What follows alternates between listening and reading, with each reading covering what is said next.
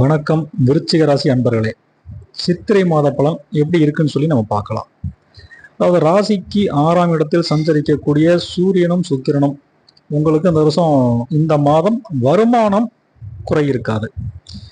அதனால பூர்வ புண்ணிய ஸ்தானத்துல ராகு பலத்தோட வலம் வருவதால குடும்பத்தில் ஒற்றுமைன்றது குறையும். சின்ன சின்ன சண்டைகள் வந்துகிட்டு இருக்கும்.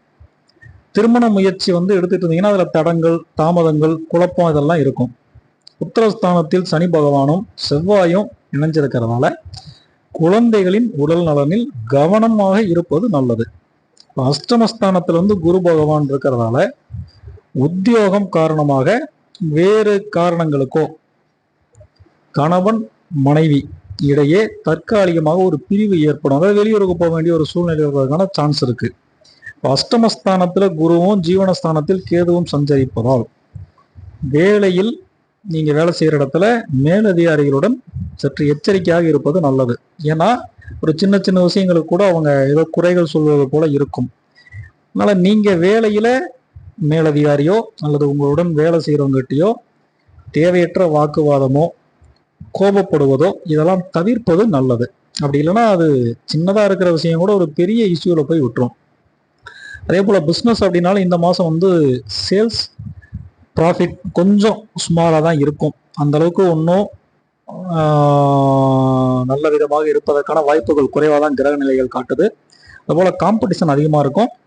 கொஞ்சம் புது முயற்சிகள், கொஞ்சம் நிறைய இன்வெஸ்ட்மெண்ட் பண்ணுற மாதிரி இருந்தால் கூட ஒரு தடவைக்கு பல முறை யோசிச்சு பண்ணுறது உங்களுக்கு நல்லது.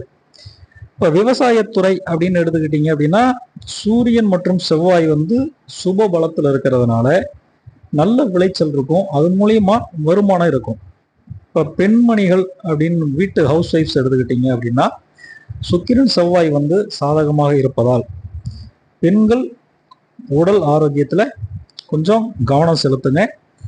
கிட்டத்தட்ட உடல் அலைச்சல், இந்த தேவையற்ற பண செலவுகள், இது ரெண்டையும் கொஞ்சம் பார்த்து கரெக்ட் பண்ணிக்கிட்டீங்க அப்படின்னா ஒரு சில பாதிப்புகளிலிருந்து தப்பிக்க முடியும். ஆக்சுவலாக இதுக்கு என்ன பரிகாரம் அப்படின்னா சனிக்கிழமை பக்கத்தில் இருக்க ஆஞ்சநேயர் கோயிலுக்கோ பெருமாள் கோயிலுக்கோ போய் விளக்கு ஏற்றிக்கிட்டு வாங்க. உங்களுக்கு நன்மைகள் நடக்கட்டும். நன்றி, வணக்கம்.